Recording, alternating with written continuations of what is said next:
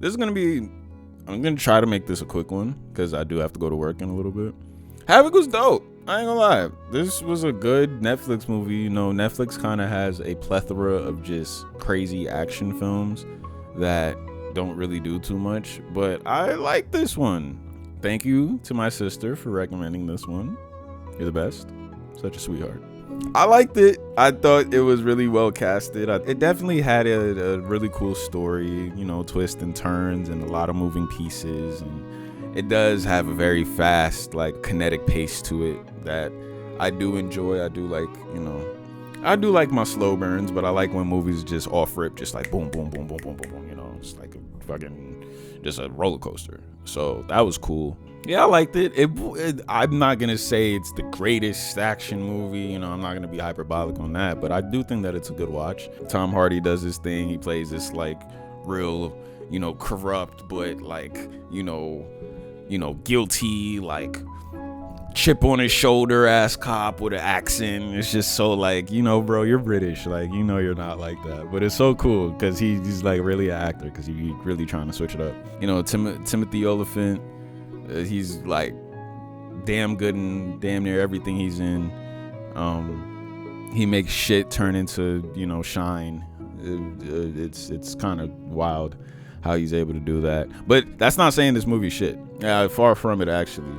And I think the main driving point to go see this is definitely the choreography and the action scenes. There's a lot of guns and shoot 'em ups and, you know, there's just a lot of violence in this movie. It is called Havoc, for one. So if you were going into this expecting, you know, what's a very tame movie? If you were going into this expecting like American Honey or some shit, like, you're not gonna get that. It was well choreographed. I really loved all of the fight scenes in this. It did have its own style and its own aesthetic to it, which was really dope.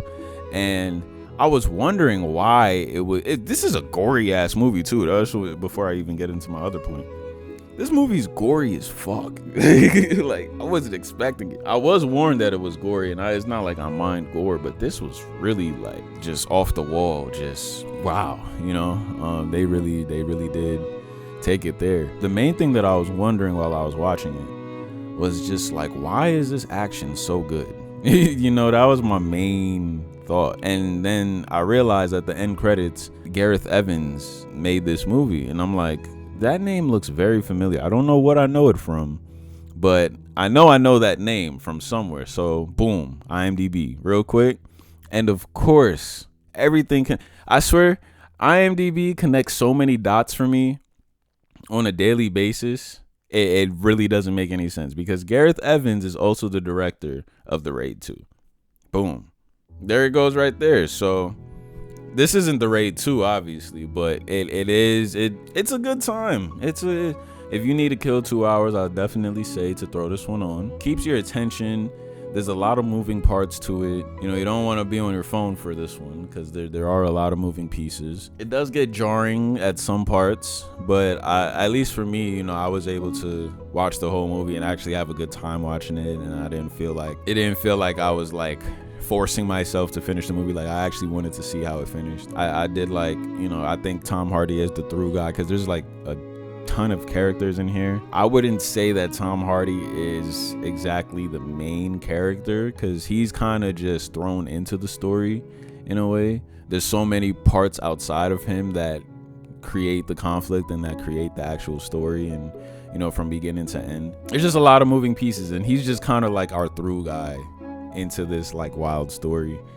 But then with that, you kind of, you know, you learn about him and you learn about his backstory, and, you know, there's just a lot of irony. There's a lot of oxymoronic pieces with this. Like, he's a cop, but he's also robbing people. I also like the way that this movie starts. Well, there's like a whole incident and whatnot that kind of kicks the movie off and kicks off how you feel about this character. Because it's like, at first you think he's a gangster, and then he has a badge and he's arresting people, and then he's doing some other shit, and it's like, okay, this is like Training Day on actual fentanyl. But it was pretty cool, and I like how the story was told. I like that there was certain parts that it just had a certain style to it that I liked. It wasn't just like, you know, just point A to point B to point Z.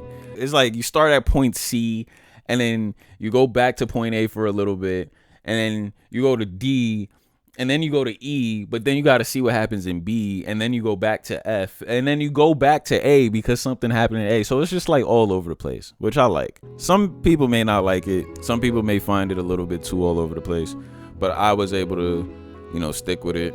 I mean, there's not really too much I had to say. Is there anything bad that I didn't like?